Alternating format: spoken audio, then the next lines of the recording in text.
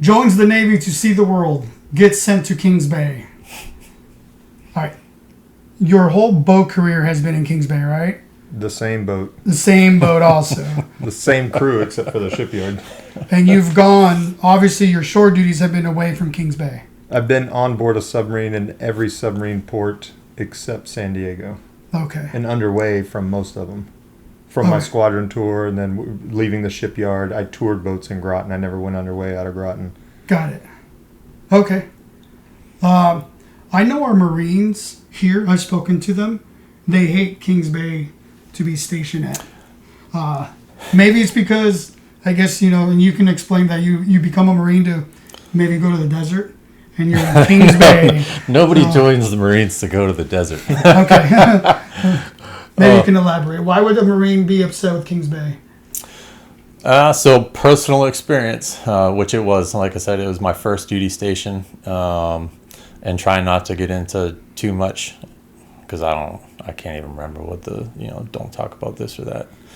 But so the way the watch schedule works down there, or it used to at the time, was you'd go out on post for 4 hours, you'd be on react for 4 hours, and then you'd have 4 hours of off time, which is also your time to sleep. And you do those rotations twice a day for 5 to 6 days at a time. And I remember after my first rotation, because you get by the time you get relieved and you have to get up so much time early before you go back out, you're looking at maybe like 2 hours of sleep. Right. If you can fall asleep really fast. Asleep, right, yeah. So I remember after my first 24 hours, it was like, I have to do this for the next 2 years. This is my life. So that, yeah. And be in the PRP. Yeah. And I mean, kind of going to what you were talking about, I've run into some air wingers where the aircraft that they work on are only at like 2 bases. Mm-hmm. So that's it. That's They're all. Stuck to those 2 that's bases. That's all they see. MTs are kind of like that, right? Only Washington or here? For sea duty, their shore duties can go to COCO. There's some stuff at SP has some offices up in DC at the naval yards or whatever it's called. That's right. I think Foster went to COCO recently. Yeah, that's the kind of they're out of going to Swift Lance and instructor duty or recruiting is going to COCO. I don't always get my ribbons fixed, but when I do, it's by the McPond at the airport. I can't tell who this guy is. I tried looking him up. Do you have any idea what that might be? Or if it's even a McPond?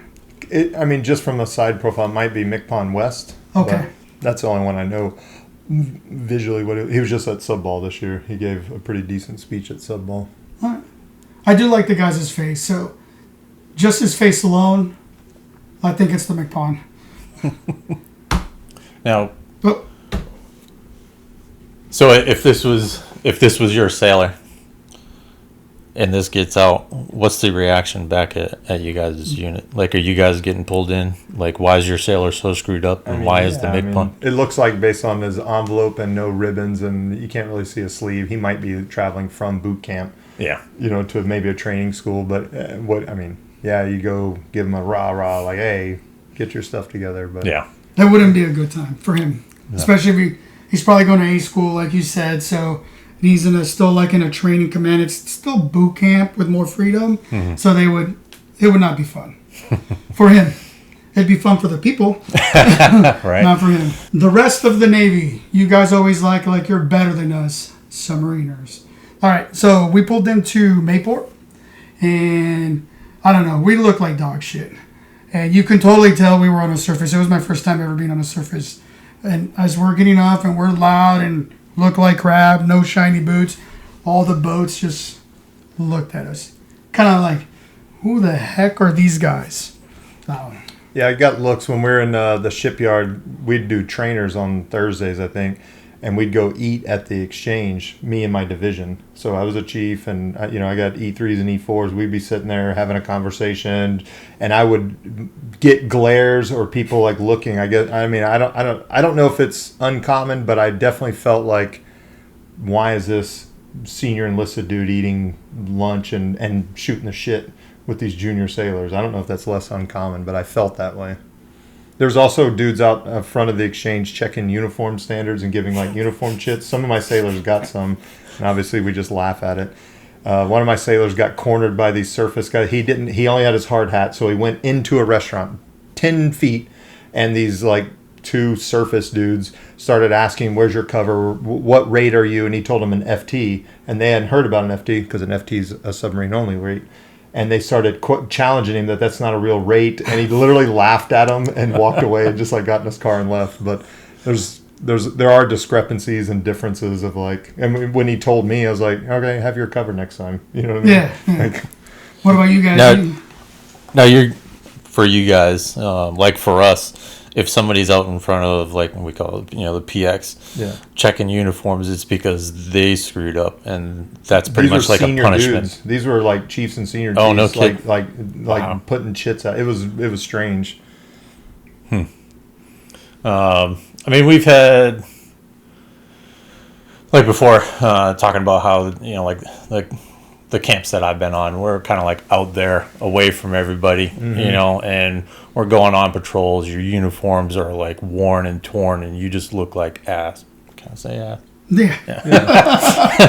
And, you might have to go back to like one of these larger fobs where, we call them fobbits. They never leave the wire. They've got the TGI Fridays, and I remember.